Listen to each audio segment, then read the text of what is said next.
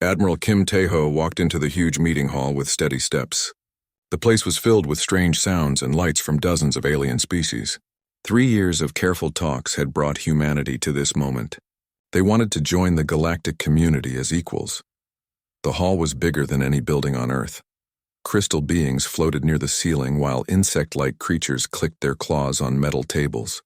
Strange smells filled the air, some sweet, others sharp and bitter. Kim had gotten used to it during the long months of meetings. Captain Park So-jin stood beside him, her hand resting near her weapon. She did not trust these aliens. Dr. Lee Dong-woo carried a tablet full of translation programs. Lieutenant Han Yu-na checked her communication devices. Commander Choi Min-soo watched everything with sharp eyes. High Arbiter Veltosh rose from his crystal throne. His body was made of living glass that changed colors when he spoke. The light from his form hurt human eyes, but Kim did not look away. This creature had led the Galactic Council for 200 years. Humans of Earth, Veltosh's voice came through the translators like breaking bells. We have considered your request for membership. The Council has reached a decision. Kim felt his team tense up behind him. 3 years of sharing human technology, culture, and knowledge had led to this moment. They had given the aliens everything they asked for. Medical advances that could save millions of lives. Energy solutions that could power whole star systems. Art and music that some aliens claimed was beautiful. The terms are simple, Veltosh continued. His form pulsed with what humans had learned was amusement. First, you will give us 40% of your military ships. Second, you will allow us to change your genes to make you less violent. Third, 60% of your people will move to farming worlds we choose for you. The hall fell silent. Kim felt like someone had punched him in the stomach. Park's hand moved closer to her weapon. Lee's tablet almost slipped from his fingers. These terms are not open for discussion, Veltosh added. Your species is too primitive and violent for normal membership. We offer you the chance to become better than what you are. War Master Krixtal stepped forward. He was a 4-armed creature covered in thick armor. His 4 eyes glowed red as he looked at the humans. Your people have fought wars for thousands of years. We have studied your history. You kill each other over resources, ideas, even the color of your skin. This is not civilized behavior. Kim heard Han translate the alien side conversations. They were not even trying to hide their laughter. The other species thought this was funny. Humans asking to join their club like children wanting to sit at the adult table. Ambassador Thulvan floated closer. He was a gas creature that spoke by changing the color of his cloud-like body. Consider this generous offer, Admiral. Most species we find at your level of development are simply removed. We are giving you a chance to evolve. The words hit Kim like ice water. They were not offering membership. They were offering slavery with extra steps. Give up their ships so they could not fight back. Change their genes so they would be docile. Send most of their people away so they could never unite again. Dr. Lee's voice was tight with anger when he whispered, They planned this from the start. The whole 3 years was just to study us and figure out how to control us. Park's jaw was clenched so hard Kim thought her teeth might break. Admiral, permission to speak freely. Denied, Kim said quietly. He knew what she wanted to say, and it would not help. Veltosh's crystal form rang with what sounded like laughter. Take your time to consider, Admiral. Though really, what choice do you have? Your little fleet cannot stand against our might. Your people cannot survive without our protection. The galaxy is a dangerous place for those who refuse our guidance. Kim looked around the hall. Dozens of alien species watched him with what looked like pity or amusement. None of them seemed surprised by the terms. This was normal for them. Find a new species, study them, then force them to submit or destroy them. We came here in good faith, Kim said, his voice carrying across the huge hall. We shared our best technology. We opened our hearts and minds. We offered friendship between equals. And this is your answer? War Master Krixtal's 4 eyes gleamed. You mistake our mercy for weakness, human. Your species exists only because we allow it. Accept our generous terms or face the consequences. The moment stretched out like a held breath. Kim felt the weight of his entire species on his shoulders. Everything humans had worked for. All their dreams of joining something bigger than themselves. All of it was being crushed under the boot of alien arrogance. Then Kim did something that surprised even his own team. He smiled. It was not a happy smile. It was the smile of a predator that had been pretending to be prey. The smile of someone who had been waiting for this exact moment. Counter-proposal. Kim said in a voice so quiet the translators had to strain to pick it up. The hall went silent. Even the background humming of alien technology seemed to stop. We will give you 72 hours to reconsider these terms. The silence lasted for exactly 3 seconds. Then the hall exploded with sounds that could only be alien laughter. Veltosh's crystal body rang like broken glass. War Master Crystal's 4 eyes rolled in what was clearly amusement. Other aliens made sounds like choking, screaming, or musical notes, all of them laughing at the human's ridiculous statement. Or what, Admiral? Veltosh managed to say between fits of crystal laughter. You will throw rocks at our ships? Send your primitive weapons against our advanced technology? Kim's smile never changed. He reached slowly for his communication device. Every eye in the hall focused on the small human device. Commander Choi, Kim said into the communicator. His voice was still quiet, but it carried clearly across the now silent hall. Execute Protocol 7. All fleets battle stations Alpha. The response came back immediately, clear enough for everyone to hear. Acknowledged, Admiral. Estimated time to full deployment. 71 hours, 47 minutes. The laughter died like someone had cut its throat. Kim looked up at the crystal form of High Arbiter Veltosh. The alien's colors had shifted from bright amusement to something that looked very much like confusion. Honored delegates, Kim said, his voice now carrying the weight of absolute certainty. You have 72 hours to reconsider your position. I suggest you use that time wisely. He turned and walked toward the exit. His team fell in behind him, their steps echoing in the suddenly quiet hall. As they reached the door, Kim paused and looked back at the assembled aliens. Oh, and War Master? You wanted to see our true nature? Congratulations. You are about to get your wish. The doors closed behind them with a sound like thunder. The emergency meeting of the Galactic Council was unlike anything in their long history. The massive hall buzzed with nervous energy as representatives from dozens of species argued in their various ways. Some clicked, others hummed, and a few changed colors rapidly to show their panic. War Master Crixtel paced back and forth in front of the main display screen.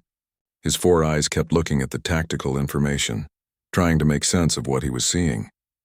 His thick armor clanked with each heavy step. This is impossible, he growled at the intelligence officer, a thin creature with too many arms. Our deep space sensors show only 300 human ships in their home system. That is barely a defense fleet. Nothing more. The intelligence officer's arms waved nervously as he checked his data again. The information is correct, War Master. Our spy satellites have been watching their system for 3 years. They have some patrol ships, some cargo vessels, a few outdated military craft. Nothing that could threaten even one of our battle groups.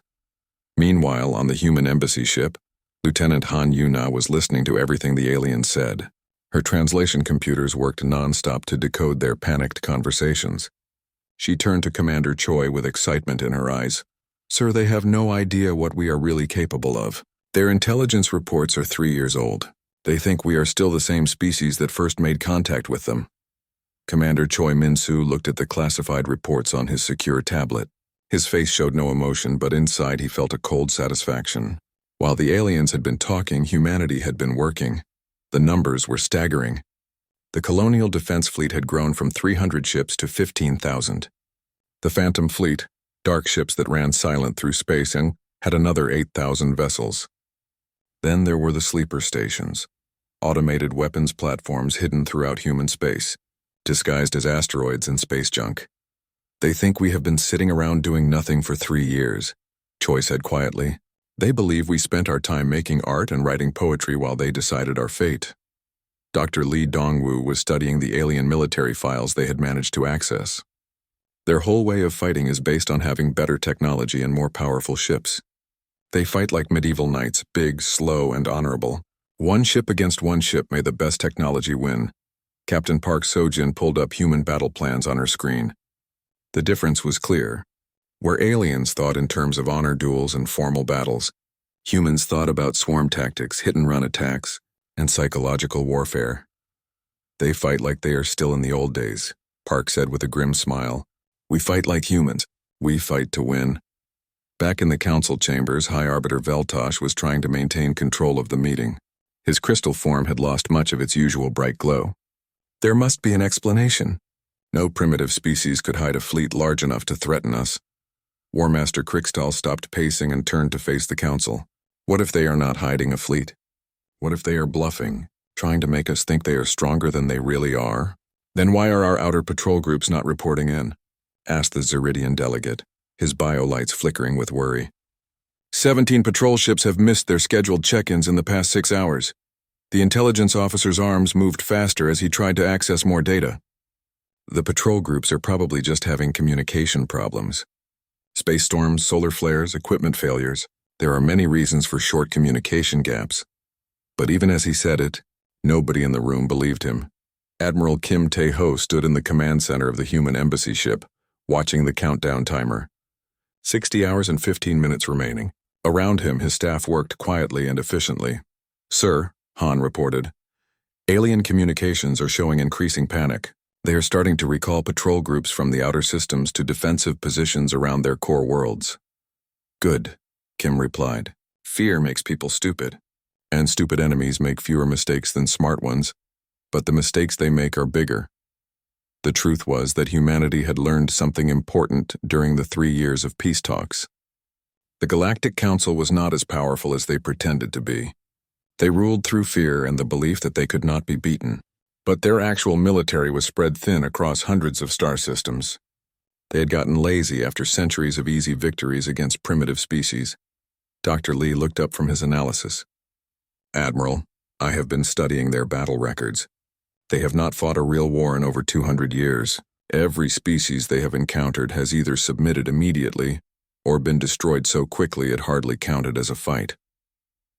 They have never faced an enemy that could fight back effectively, Commander Choi added.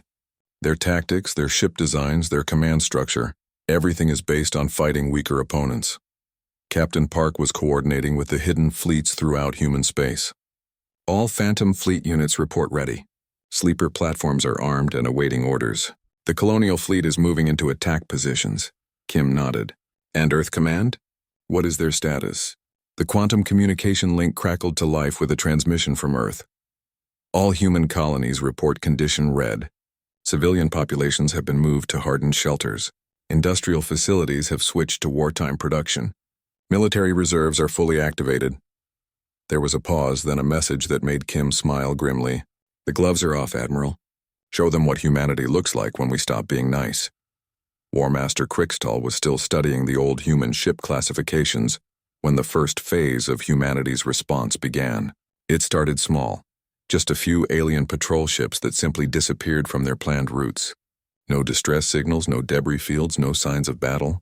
They were just gone. Then more ships went missing. Cargo vessels carrying supplies to outer colonies. Communication relay stations that went dark without warning. Scout ships that failed to report back from routine missions. This is impossible, War Master Krikstal said for the 10th time that day. We have the most advanced sensor technology in the galaxy. Our ships cannot just vanish, but they were vanishing, and with each disappearance, the panic in the council chambers grew stronger. High Arbiter Veltosh called for another emergency session. We need to understand what is happening. Are the humans really behind this, or is there some other threat we have not considered? The answer came from a badly damaged alien scout ship that limped back to council space. The pilot was barely alive, his communication systems damaged, his ship's hull scarred by weapons fire. They came from nowhere, he whispered through the medical translation equipment. Hundreds of small ships moving together like a school of fish. They hit our engines first, then our communications, then our life support systems. When we tried to surrender using proper protocols, the pilots' bodies shook with remembered terror. They ignored our surrender signals. They just kept attacking until we could not fight back. War Master Krikstal stared at the report. Hundreds of ships? But that is impossible. Where did they come from? The pilot's final words before he lost consciousness would haunt the council for days to come. They were waiting for us, like they knew exactly where we would be and when we would be there. In the human command center, Admiral Kim watched the tactical display as red warning zones spread across the map of council space. The Phantom Fleet was doing exactly what it was designed to do. Appear from nowhere, strike fast and hard, then disappear before the enemy could respond. 18 alien patrol groups eliminated, Captain Park reported. 0 human casualties. The swarm tactics are working perfectly. Phase 1 complete, Kim announced to his staff. Commander Choi, prepare Phase 2. It is time to show them what happens when humans stop playing defense. The countdown timer showed 54 hours remaining. Soon the Galactic Council would learn the most important lesson in their long history. Never assume that a species' choice to be peaceful means they have forgotten how to be warriors. The reports kept coming in, each one worse than the last. Alien patrol fleets that had ruled space lanes for decades were simply disappearing. No battles, no heroic last stands, no distress calls. They were there one moment and gone the next, leaving only empty space and growing fear. War Master Krixtal stood before the holographic map of Council territory, watching red warning zones spread like a disease. His 4 eyes could barely focus on the scale of what he was seeing. 43 patrol groups gone, 6 supply convoys destroyed, 12 communication stations dark. How is this possible? He demanded from his intelligence staff. Our ships are individually superior to anything these primitives can build. A single Council destroyer should be able to defeat 5 human vessels in fair combat. The intelligence officer's many arms trembled as he delivered his report. That is the problem, War Master. They are not fighting fair. The truth was becoming clear through survivor reports from the few alien ships that managed to escape. The humans were not engaging in honorable single combat like civilized species. They were hunting in packs. A traumatized Zeridian captain had managed to get a message through before his ship was destroyed.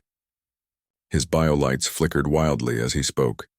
They came from 6 different directions at once. Small ships, fast ships, ships that should not have been able to coordinate their attacks so perfectly. They hit our engine systems first, not to destroy us quickly but to trap us. Then they picked us apart piece by piece. Captain Park Sojin reviewed the after-action reports from her destroyer group with cold satisfaction. Her ship, the Soul's Fury, led a pack of 12 vessels that had just eliminated another alien patrol. The key is not to fight their strengths, she explained to her tactical officer. Their ships are bigger, more heavily armed, better shielded. But they are also slower, and they expect to fight one-on-one.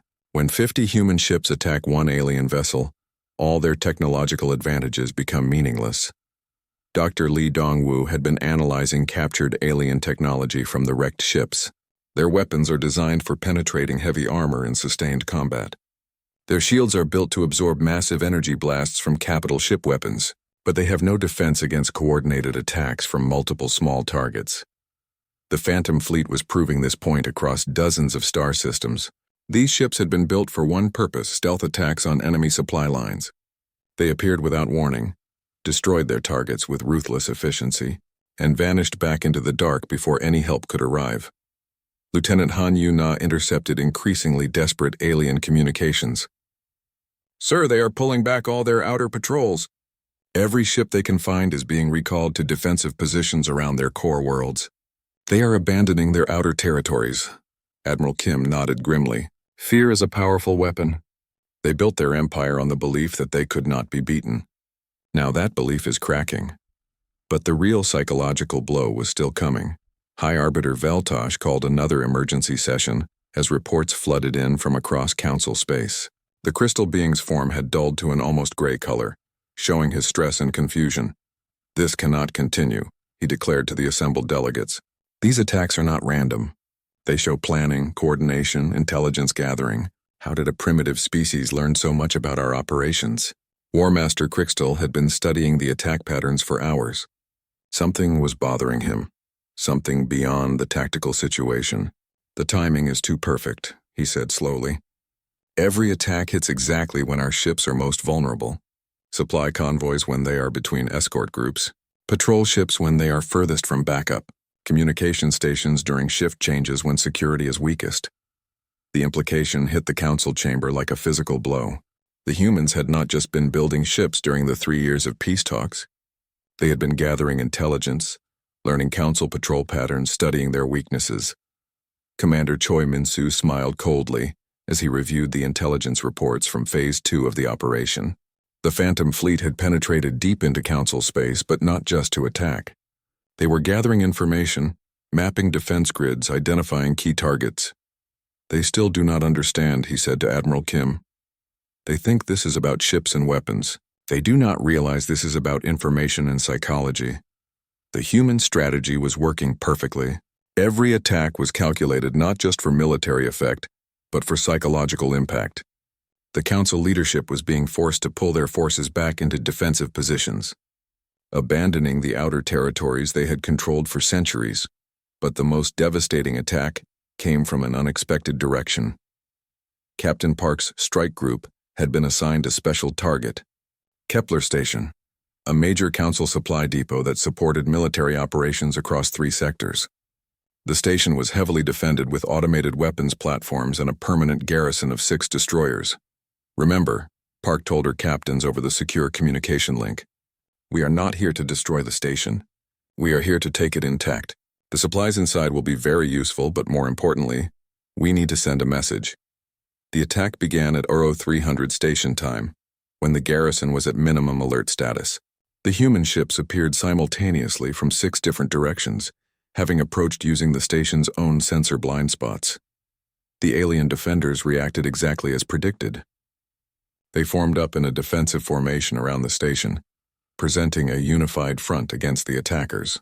It was the textbook response for defending a fixed position. It was also exactly what the humans wanted them to do. "All ships, execute Swarm Pattern 7, Park ordered.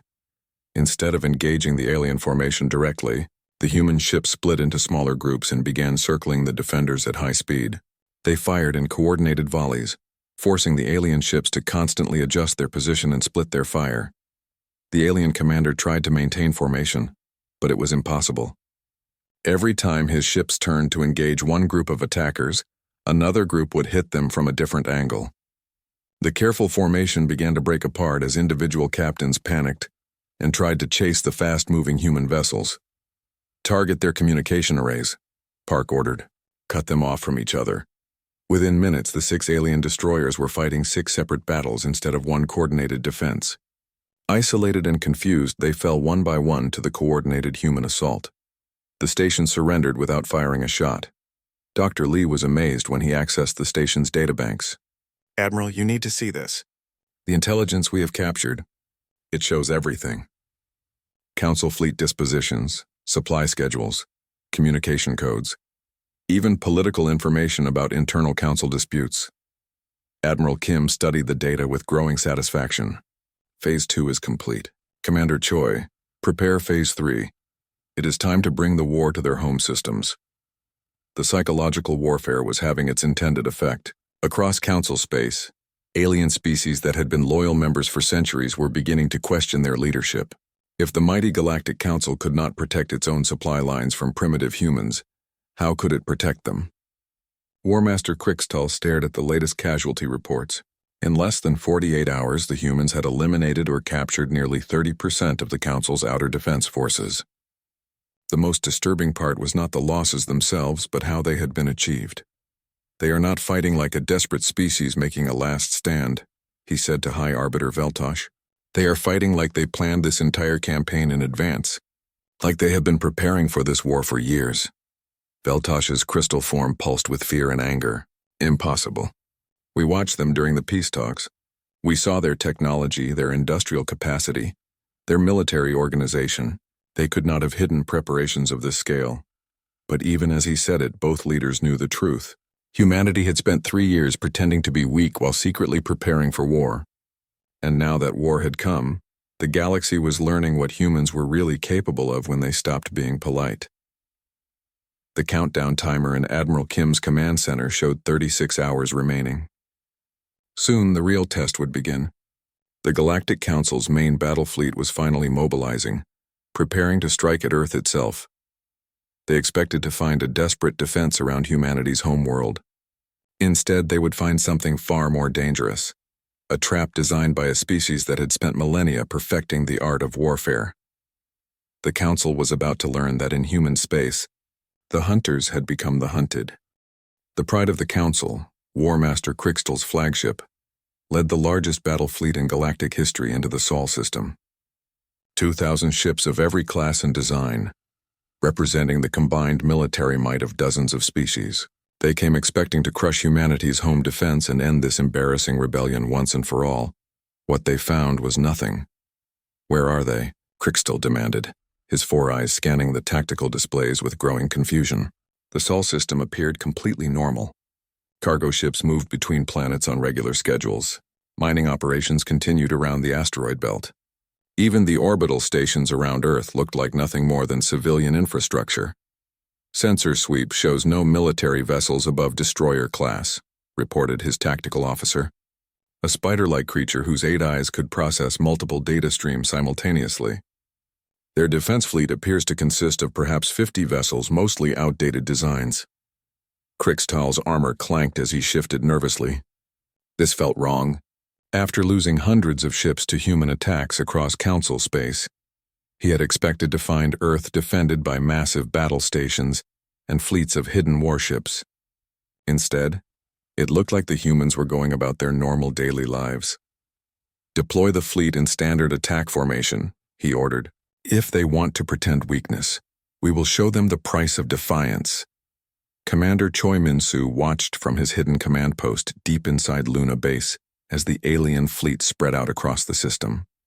The base had been disguised as a mining facility for decades, its true purpose known only to a few dozen people in Earth's military command. "Predictable," he murmured, watching the aliens follow their standard tactical doctrine. They were forming up exactly where human battle planners had predicted they would, moving into the carefully prepared kill zones. "All sleeper stations. Confirm readiness." Choi spoke into his secure communicator. The responses came back from across the system. What the aliens had dismissed as asteroids, space junk, and civilian structures were actually weapons platforms that had been drifting silently for years, hundreds of them positioned at every major gravitational point in the system. "Ready? Standing by. Weapons hot. Target locks acquired." Choi smiled coldly. "Execute surprise protocol. All stations weapons free." Space around the alien fleet suddenly blazed with light as hidden weapons platforms came to life. But these were not trying to destroy the invaders quickly. This was about herding them, forcing them into an even tighter formation. War Master Krixtal's flagship shook under the impact of energy beams from 6 different directions. "Impossible," he roared. "Those were asteroids, dead rocks floating in space." "Damage report," his tactical officer called out, his 8 eyes working frantically. "Shields down to 60%. Hull breaches on decks 7 and 12. All around the Council fleet, similar scenes played out as hidden human weapons revealed themselves.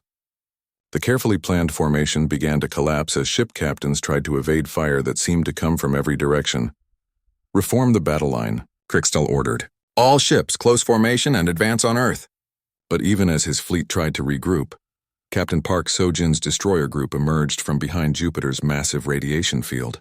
The Soul's Fury led 400 human warships in a perfectly coordinated attack on the alien formation's exposed flank. "Look at them panic," Park observed with cold satisfaction as she watched the alien ships try to respond to attacks from multiple directions. They have never faced an enemy that could hit them from places they did not expect. The aliens were discovering what human military doctrine had always understood. Space was 3-dimensional, and attacks could come from any direction. Their traditional battle formations, designed for ship-to-ship combat between roughly equal forces, were useless against an enemy that refused to fight fair. Dr. Lee Dong-woo monitored the psychological warfare component of the operation from his science vessel, hidden in the shadow of Europa. "Their communications are breaking down," he reported to Admiral Kim. "I am detecting at least 4 different languages being used simultaneously. They are reverting to species-specific panic responses." This was exactly what the human planners had hoped for. The Council fleet was made up of many different species, each with their own military traditions and combat instincts. Under pressure, they were falling back on what felt natural to them rather than working together as a unified force. Lieutenant Han Yuna intercepted increasingly desperate transmissions from the Council flagship. "Request immediate reinforcement. Human tactics unknown. Unable to establish effective combat formation. Casualties mounting." But the most devastating psychological blow was yet to come. Admiral Kim Tae-ho had been waiting for this moment for 3 years. From his command center aboard the hidden fortress that had been disguised as Earth's largest orbital factory, he watched the alien fleet struggle against forces they had never imagined. "Open a channel to the Council flagship," he ordered. "It is time to introduce ourselves properly." His transmission cut through the chaos of battle. appearing on every screen in the alien fleet simultaneously. Kim's face appeared calm and confident, showing none of the stress that should have been expected from someone whose homeworld was under attack. War Master Crixtal. Kim's voice was steady and cold. Welcome to human space. I hope you are enjoying your visit. On the Council flagship, Crixtal stared at the human admiral's image with a mixture of rage and growing fear.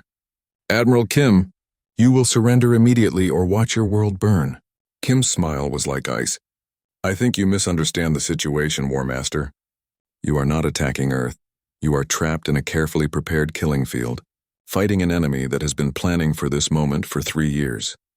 As if to prove his point, the Earth defense grid suddenly revealed itself. What the aliens had assumed were civilian orbital platforms suddenly reconfigured into the most powerful weapons array ever built. Massive energy cannons that had been hidden as industrial equipment now turned their attention to the invading fleet. The aliens found themselves caught between the hidden asteroid weapons, Park's mobile strike force, and now the overwhelming firepower of Earth's true defenses. But worse than the physical trap was the psychological realization that they had walked into exactly what the humans wanted.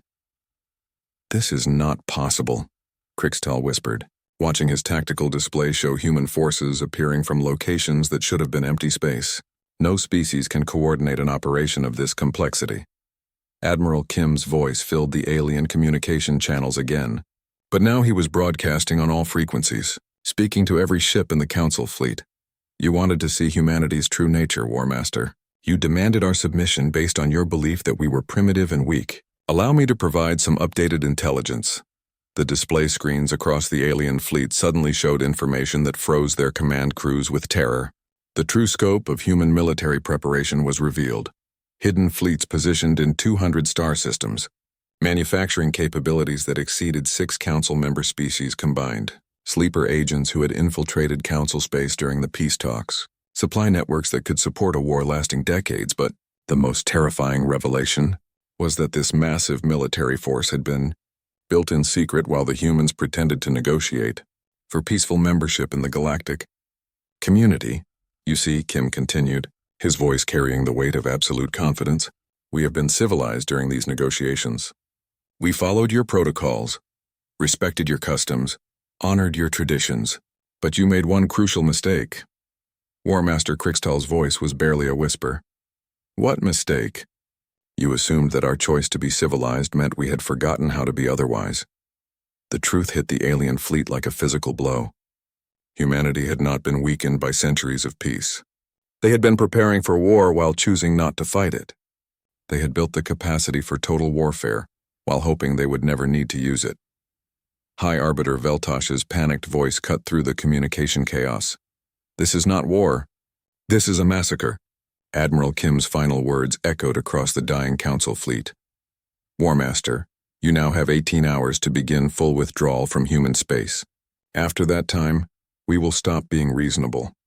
The countdown had begun, and for the first time in galactic history, the mighty Council fleet was not the hunter. They were the prey, trapped in a web spun by a species that had learned to fight wars in the darkness between stars. Around them, human ships moved like wolves around wounded prey, patient and deadly, waiting for the order to finish what the Council had started.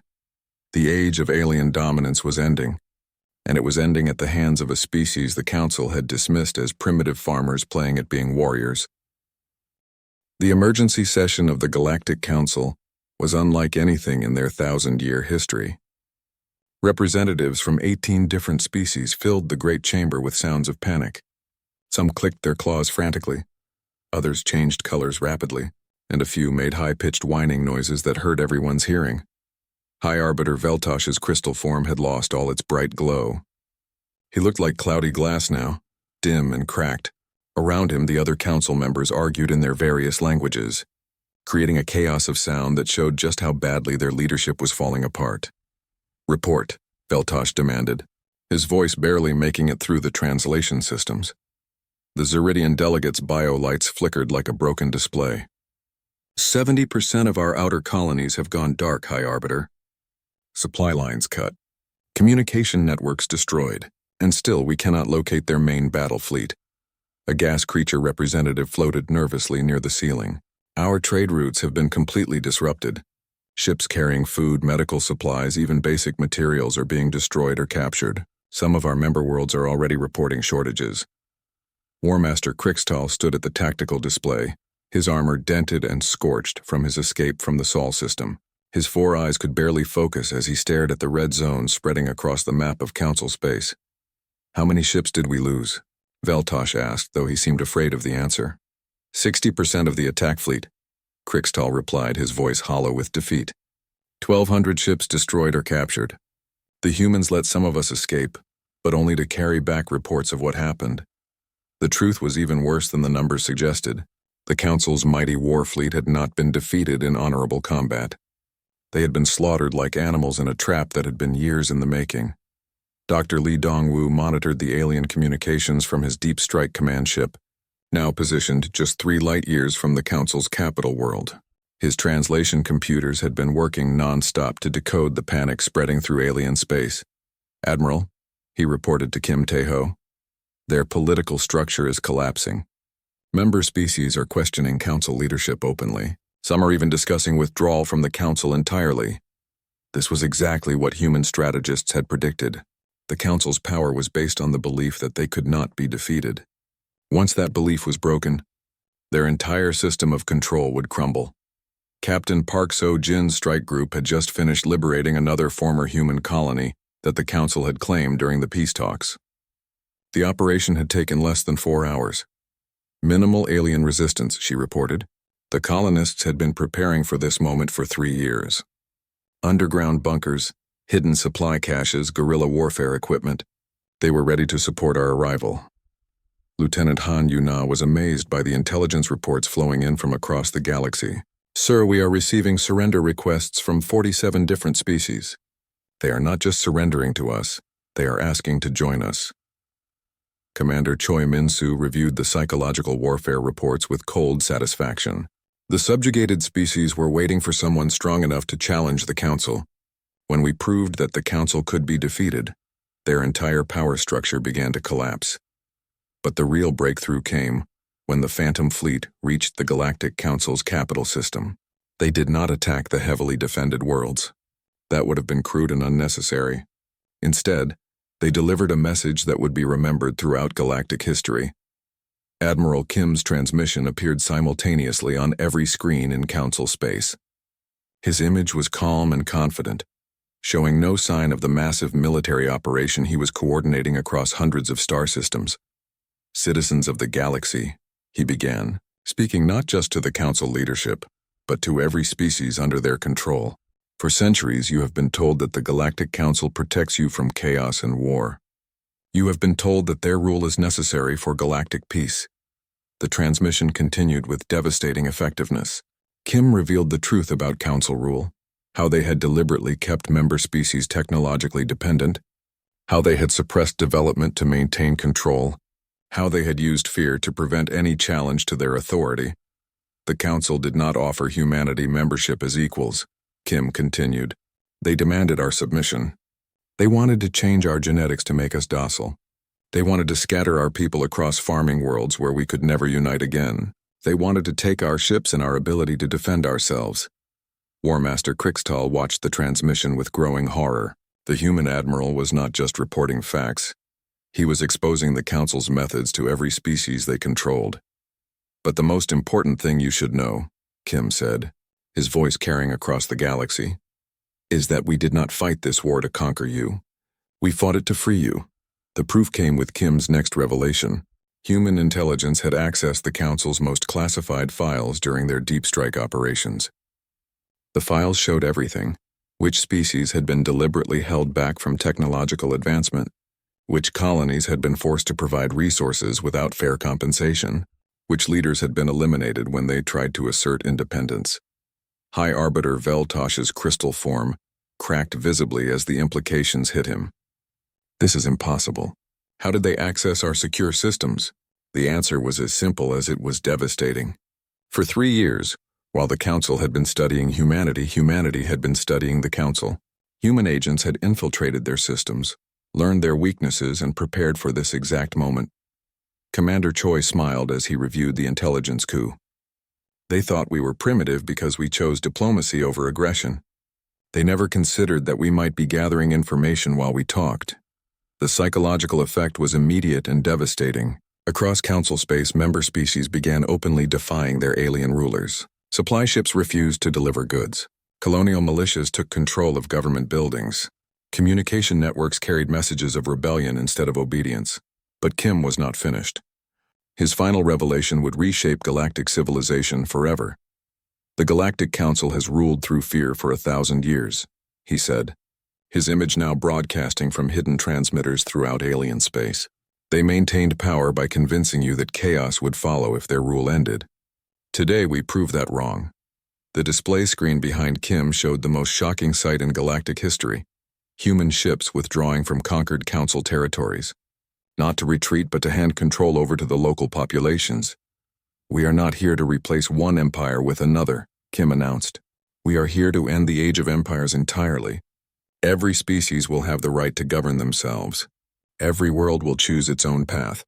Every citizen will be free to determine their own future. War Master Crixtal stared at the tactical display in disbelief.